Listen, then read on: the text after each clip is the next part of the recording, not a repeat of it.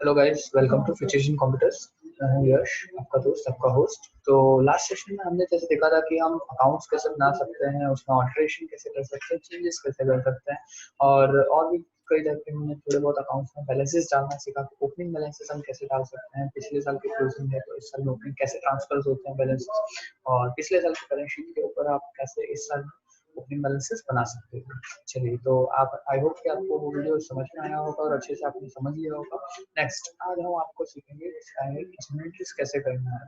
चलिए के अंदर हमें जनरल एंट्रीज कैसे पास करनी है। अच्छा, जनरल एंट्री पास करने से पहले सबसे हमें दो चीज़ों का ध्यान रखना होगा।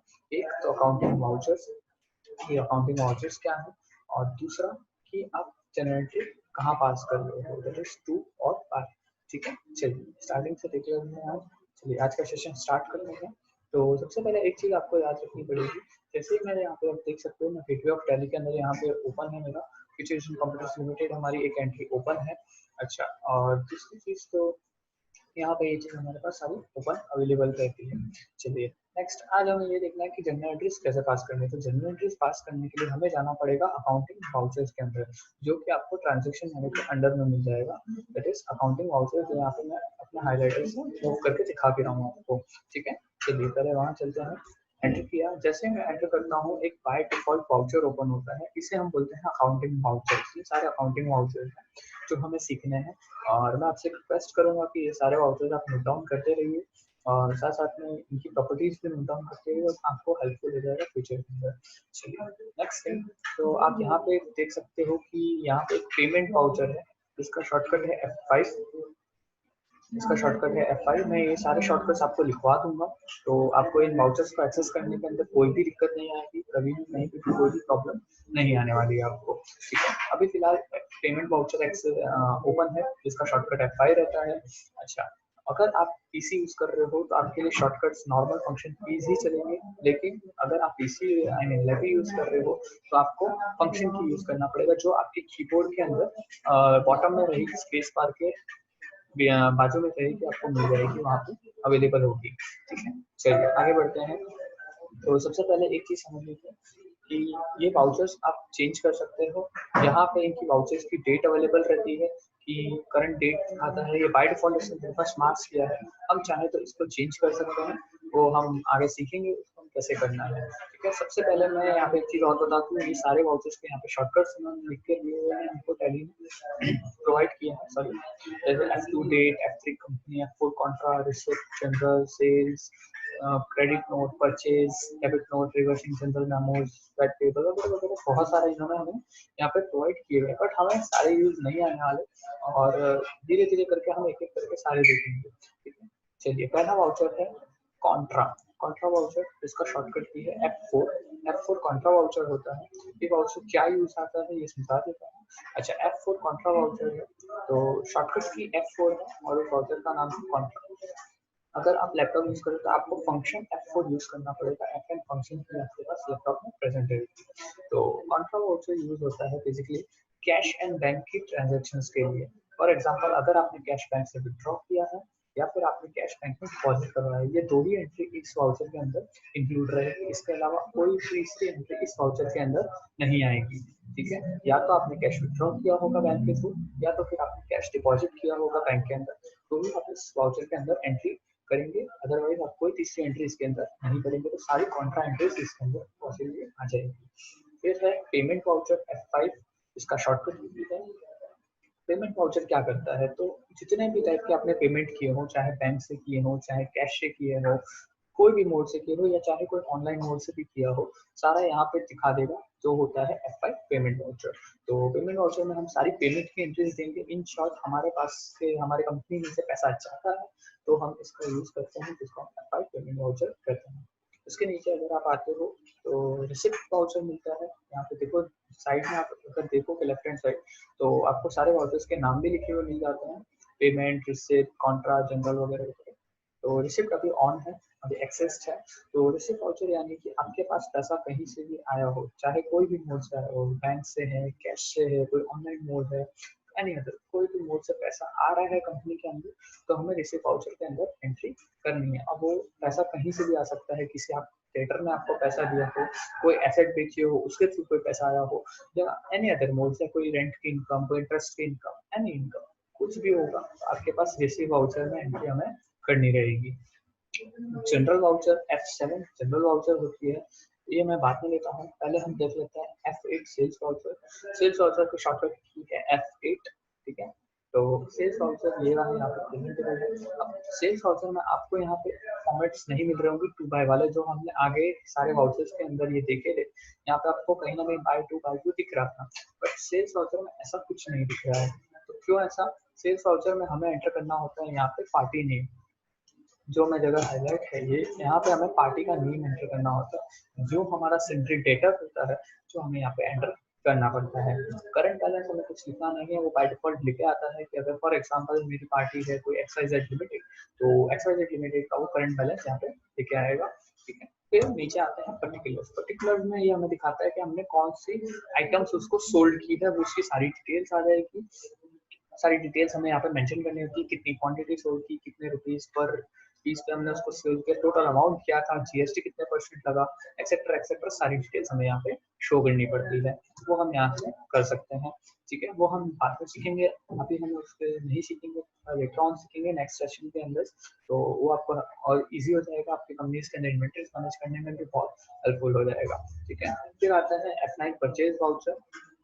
परचेज वाउचर यहाँ पे दिख जाता है, यहाँ पे पार्टी अकाउंट नेम आपने जिससे परचेज किया होगा, यानी कि आपके सन्ड्री क्रेडिटर्स, सन्ड्री क्रेडिटर्स के यहाँ पर्टिकुलर्स आ जाते हैं, आपने जो खरीदा होगा, जिस रेट पे खरीदा होगा, कितनी क्वांटिटीज खरीदी होगी, सारी चीजें यहाँ पे परचेज वाउचर के अंदर इंक्लूड हो जाएगी। अच्छा, एक चीज आप सेल्स एंड परचेज वाउचर में ध्यान रखिएगा कि सिर्फ credit sales and credit purchase ही इन दोनों वाउचर्स के अंदर एंट्री की जाएगी या लिखी जाएगी। इसके अलावा कैश सेल या कैश परचेज हम इसके अंदर नहीं लिखेंगे। तो अभी क्वेश्चन अराइज होगा आप सबका कि हम कैश सेल्स कहाँ लिखेंगे, तो कैश सेल हम स्टूडेंट्स लिखेंगे रिसिप्ट वाउचर के अंदर, और अगर कैश परचेज कर रहे हो तो आप पेमेंट वाउचर में लिख सकते हो उसको, ठीक है। तो ये चीज का बड़ा ध्यान रखिएगा कि आप सेल्स और परचेज वाउचर अपने credit sales and credit purchase के लिए यूज करो, ठीक है। चलिए नेक्स्ट थिंग, तो अभी आई होप कि आपने सब शॉर्टकट्स लिख लिए होंगे। वैसे अगर आप नहीं भी लिखो तो यहाँ पे आपको सारे शॉर्टकट्स लिखे हुए रहते ही हैं, F4 F5 F6, तो वो आप यहाँ से यूज कर सकते हो। दूसरी चीज, मैंने F7 जनरल वाउचर स्किप किया था। अच्छा, जनरल वाउचर क्या है? तो देखिए, कुछ अकाउंटिंग एंट्रीज ऐसी भी होती है जिसके अंदर finance I mean cash and bank का कोई ट्रांजेक्शन नहीं होता है, ठीक है। तो ऐसी कोई भी एंट्रीज होती हैं, जैसे फॉर एग्जांपल अगर मैं बोलूँ तो गुड्स डिस्ट्रॉय बाय फायर, ठीक है, goods given as charity, goods exchange for any other assets, या फिर बिल रिसीव, तो उसकी भी ऐसी कोई भी एंट्रीज होती हैं जिसका ना ही कैश ना ही बैंक उसमें कोई ट्रांजेक्शन होता है, ना ही कोई अकाउंट यूज होता है कैश या बैंक का। तो हम ऐसी कोई भी एंट्रीज हो तो उसको हम रिकॉर्ड करना लेकिन जरूरी है, तो हम उसको जनरल वाउचर में रिकॉर्ड करते हैं। फॉर एग्जांपल अगर मैं बात करूँ, हमें बिल रिसीव हुआ है, किसी पार्टी ने हमें बिल रिसीव किया है, तो हम F7 जनरल वाउचर के अंदर यहाँ पे लिख देते हैं उन एंट्रीज को, ठीक है। चलिए, आज हम जनरल एंट्रीज करना भी सीखेंगे कि जनरल एंट्रीज हम कैसे पास आउट कर सकते हैं। अच्छा, मैंने कुछ जनरल एंट्रीज आप लोगों के प्रैक्टिस के लिए नीचे डिस्क्रिप्शन बॉक्स में लिंक दे दी है, उसके अंदर बुक्स अवेलेबल है, वहाँ पे आप जाके लेजर्स की भी है, जनरल एंट्रीज की भी है, और तीनों अकाउंट जो मैं हमने फर्स्ट डे सीखा था फर्स्ट सेशन के अंदर, उन तीनों की आपको लिंक्स मिल जाएगी। तो आपको बहुत ही ईजी हो जाएगा आपके लिए सीखना भी, खुद आप सीख भी सकते हो, प्रैक्टिस भी कर सकते हो, सारी चीजें वहाँ अवेलेबल है, आपके पास रिसोर्सेज अवेलेबल है, प्रैक्टिस कीजिए, ठीक है। चलिए, तो चलते हैं हमारे बुक की तरफ। तो यहाँ पे आप जैसे कि देख सकते हो, यहाँ पे कुछ एग्जांपल्स बने हैं, ठीक है। फर्स्ट एग्जांपल बोल रहा है कि हमने started the business with cash ₹1 lakh, furniture ₹20,000 and building ₹75,000 on 1/4/2018। हमने एक नया बिजनेस स्टार्ट किया, कैश लेके आए, फर्नीचर लेके आए, बिल्डिंग लेके आए बिजनेस में, और 1/4/2018 को लेके आए हैं तीनों चीज। वैसे आंसर आपके पास नीचे अवेलेबल है। बाय कैश हमने 1 लाख लेके आए हैं, फर्नीचर 20,000 लाए, बिल्डिंग 75, कैपिटल 195, टोटल इंक्लूड हो जाता है। अच्छा, टू कैपिटल इसलिए लिखा जाता है क्या, तो क्योंकि उधर अगर कभी भी हमारी कंपनी में कुछ फंड लेके आता है तो उनको हम कैपिटल गिनते हैं, क्योंकि वो कंपनी के लिए लेके आता है और उसी के लिए यूज होता है, ठीक है। चलिए, तो वापस हम टैली की तरफ बढ़ते हैं। तो जैसे ही मैं टैली में जाता हूँ आपको यहाँ पे दिख रहा है, तो हमने जो हमारी एंट्री है वापस हमें एक बार देखनी पड़ेगी। तो तीनों केस में क्या हो रहा है पहले हमें एंट्री समझनी है। Bringing in cash, furniture and building, तीन चीज हमारे कंपनी में आ रही है। तो हमारा डेबिट का रूल ये बोलता है debit what comes in, credit what goes out, ठीक है। और हमारा पर्सनल अकाउंट का रूल ये बोलता है debit the receiver, credit the giver. इस केस में ऐसा है कि रियल अकाउंट हमारा बोल रहा है डेबिट व्हाट कम्स इन, तो कैश, फर्नीचर एंड बिल्डिंग, ये तीनों चीज हमारे पास आ रही है, इसलिए हमने इसको डेबिट लिखा है। और टू टू कैपिटल इसलिए लिखा क्योंकि क्रेडिट तक कीवर्ड तो ओनर ने दिया है, इसलिए हमने उसको टू कैपिटल लिखा गया है, ठीक है। तो ये एंट्री कहाँ आएगी ये आपको डिसाइड करना है। सबसे पहले तो एक चीज आप नोट करिए, कैश आ रहा है, दैट इज पैसा आ रहा है। जब मैंने आगे भी बताया, जब हमारे पास पैसा आए, कोई भी मोड से हो, कैश हो, बैंक हो, ऑनलाइन ट्रांजेक्शन हो, तो हम कौन से वाउचर में डालते हैं, तो रिसिप्ट वाउचर में डालते हैं एंट्री को। सबसे पहले आपको यहाँ पे जाना पड़ेगा, रिसिप्ट वाउचर सिलेक्ट कीजिए जो कि है F6 आपका रिसिप्ट वाउचर। डेट एंट्री कीजिए, मैं डेट एंट्री कर रहा हूँ 1/4/2018 मैंने लिखा है यहाँ पे, एंटर प्रेस किया। जैसे ही एंटर प्रेस करूंगा यहाँ पे पहले 2 आ रहा है। अच्छा, एक चीज का आपको बड़ा ध्यान रखना पड़ेगा इसके अंदर कि आपका जो लेजर है, आई मीन सॉरी वाउचर्स हैं, अकाउंटिंग वाउचर्स, उसमें पहले क्या है, पहले 2 है या पहले बाय है। देखिए आप कॉन्ट्रा वाउचर में देखेंगे तो पहले 2 मिलेगा, फिर पेमेंट में दिखेगा तो आपको पहले बाय मिलेगा, रिसिप्ट के अंदर आपको पहले 2, जनरल के अंदर पहले बाय, फिर इस तरह से आपको मिलेगा। तो आपको याद रखने की जरूरत नहीं है कि पहले कौन सा है, 2 है या बाय है। आपको जस्ट सिंपली ध्यान रखना है कि क्या है, 2 है या बाय है, और वही अकाउंट एंटर करना है। फॉर एग्जाम्पल अभी हम रिसिप्ट वाउचर में एंट्री कर रहे थे, ठीक है, तो हमें पहले मिला 2, तो 2 मिला तो हमें ये चीज देखनी है कि यहाँ पे 2 में कौन सा अकाउंट है। तो हम देख सकते हैं 2 के अंदर कैपिटल अकाउंट लिखा हुआ है, ठीक है। तो 2 के अंदर कैपिटल अकाउंट है, तो पहले हमें यहाँ पे कैपिटल अकाउंट लिखना पड़ेगा। अच्छा, कैपिटल अकाउंट ऑलरेडी मैंने बनाया हुआ है, यहाँ पे देख सकते हैं आप, यहाँ पे कैपिटल अकाउंट। देखिए अब जैसे आप यहाँ पे पर्टिकुलर सेक्शन में आओगे, वैसे यहाँ पे list of ledger account open हो जाता है। ये जितने भी आपने लेजर्स बनाए होंगे वो सारे यहाँ पे ओपन हो जाएंगे। तो कैपिटल अकाउंट ऑलरेडी बना हुआ है, मैं इसी को सिलेक्ट कर लेता हूँ। अच्छा, कैपिटल अकाउंट के नीचे आपको करंट बैलेंस दिख रहा होगा। करंट बैलेंस यानी कि उसका करंट बैलेंस क्या है, अभी फिलहाल 0 है, इसलिए कुछ भी नहीं दिखा है। जैसे ही हम डेटा एंटर करेंगे तो वो आ जाएगा वहाँ पे, ठीक है। तो कैपिटल अकाउंट के लिए जैसे हमें अमाउंट देखनी पड़ेगी, अमाउंट कितनी है कैपिटल अकाउंट की, तो इट इज 1,95,000 रुपीज। तो हमें वो एंटर करनी है। यहाँ पे मैं अमाउंट एंटर कर रहा हूँ 1,95,000, ये हमने एंटर कर दी। 1,95,000 रुपीज की अमाउंट एंटर कर दी। तो नेक्स्ट थिंग, जैसे ही मैं एंटर प्रेस करूंगा, जैसे ही मैंने एंटर प्रेस किया, आप एक चीज नोट कीजिए कि यहाँ पे करंट बैलेंस 1,95,000 क्रेडिट में आ गया, ठीक है। तो 1,95,000 आ गया है क्रेडिट में। अब वो मुझे पूछ रहा है बाय या फिर 2। अच्छा, 2 में अगर और कोई अकाउंट हो आपका तो आप यहाँ पे इसको TO2 कर दीजिए, अदरवाइज इसको आप बाय रहने दीजिए। एंटर प्रेस कीजिए। जैसे ही आप बाय प्रेस करते हो तो ये नेक्स्ट चीज आपको पूछेगा कि बाय में कौन सा अकाउंट आएगा। तो हमें देखना है by cash, bye furniture, by building, 3 accounts हमारे पास। तो बाय कैश तो हमारे पास ये रहा बना हुआ है, हम इसी को ले लेंगे। अच्छा, बाय कैश में इसने बाय डिफॉल्ट 1,95,000 रुपीज ले लिए हैं, जो कि गलत है, तो हमें चेंज करना पड़ेगा। तो कितना है कैश, तो 1,00,000 रुपीज है। तो यहाँ पे मैं एंटर कर देता हूँ 1,00,000 रुपीज एंटर कर दिए। फिर बाय पूछेगा, तो बाय फर्नीचर था। अच्छा, फर्नीचर का क्या प्राइस था, तो फर्नीचर था 20,000 रुपीज का, तो मैंने वो भी एंटर कर दिया। नेक्स्ट फर्नीचर, उसके बाद था बिल्डिंग। अच्छा, फॉर एग्जांपल आपके पास कोई अकाउंट बना हुआ नहीं है, अभी जैसे मेरे पास बिल्डिंग बने हुए नहीं है, अवेलेबल नहीं है, तब हम क्या करेंगे।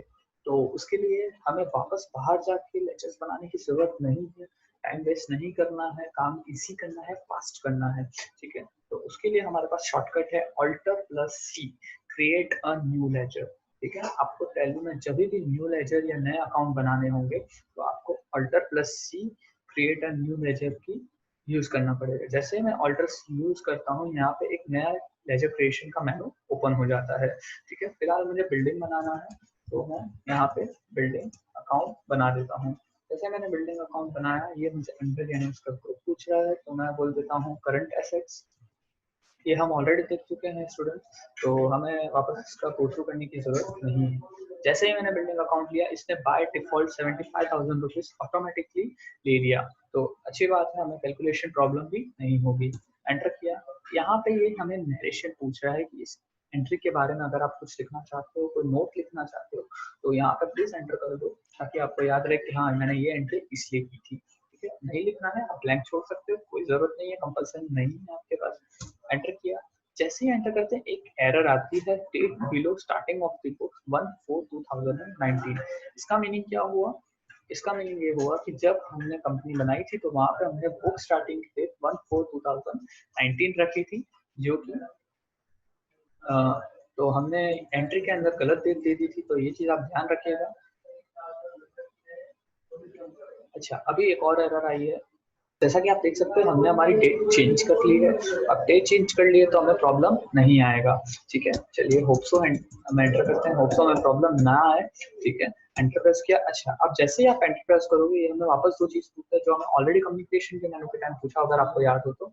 एक्सेप्ट, और एक्सेप्ट आप वाई प्रेस कर सकते हो या फिर एंटर प्रेस कर सकते हो, और अगर लगता है कुछ चेंजेस करने तो आप एस्केप प्रेस कर सकते हो। नो, उसके लिए भी आपके पास ऑप्शन है। मेरे को मेरी एंट्री सही है, कोई प्रॉब्लम नहीं है, तो मैं इसमें एंटर प्रेस करता हूँ। जैसे ही मैंने एंटर प्रेस की, ये मेरी एंट्री सेव हो गई। यहाँ पे से एंट्री चली गई, दैट मीन सेव हो गई। अच्छा, तो ये एंट्री सेव होके जाती कहाँ है वो हमें अगर चेक करनी है, या फिर एंट्रीज हमने गलत की है सही की है वो चेक करनी है, कुछ और चेंजेस करने हैं, तो कैसे कर सकते हैं? इसके लिए यूज होता है टेबुक। टेबुक एक ऐसा फीचर है जो टैली हमें प्रोवाइड करता है, जिसमें सारी एंट्रीज वहां पे लिखी हुई मेंशन रहती है कि इस दिन को हमने ये सारी एंट्रीज पास आउट की थी। अच्छा, कुछ एंट्रीज और करना सीखते हैं इसके अंदर थोड़ी बहुत। ठीक है, चलिए नेक्स्ट देखते हैं, नेक्स्ट एंट्री क्या है। तो ये हो गई, नीचे चलते हैं, नीचे चलते हैं, यहाँ पे एक और एग्जाम्पल हमें मिलता है। Paid salary of 10,000 rupees in cash on 5/4/2018। ठीक है, इसका मीनिंग हमने सैलरी पे की है, सिंपल सा बात है। बाय सैलरी, क्योंकि हमारा खर्चा है, टू कैश, हम कैश में पे कर रहे हैं। ठीक है, चलिए तो डेट डाल देते हैं 5/4/2000 एंड मैं 19 लिख रहा हूँ, क्योंकि हमारे कंपनी क्रिएशन की डेट 2019 है, इसलिए मैं 19 लिख रहा हूँ। आप ध्यान रखिएगा आपने अपनी कंपनी कौन से ईयर में क्रिएट की है। ठीक है, अच्छा, मैंने जैसे बताया था पैसा जाए, तो इन केस में क्या हो रहा है, हमारे जो कैश है वो जा रहा है। ठीक है, दैट मीन्स हमारे लिए एक्सपेंस हो रहा है। एक्सपेंस मैंने जैसे बताया था पेमेंट वाउचर में लिखा जाएगा। ठीक है, तो सबसे पहले ये पूछ रहा है पाए, पाए में क्या पूछ रहा है, यानी हमारा किस चीज का खर्चा हो रहा है। अच्छा, सैलरी का तो अकाउंट हमारे पास नहीं है। ठीक है, तो हमें एक नया बनाना पड़ेगा। यहाँ पे मैं बना देता हूँ सैलरी अकाउंट, ये मेरा इनडायरेक्ट एक्सपेंस हो जाएगा।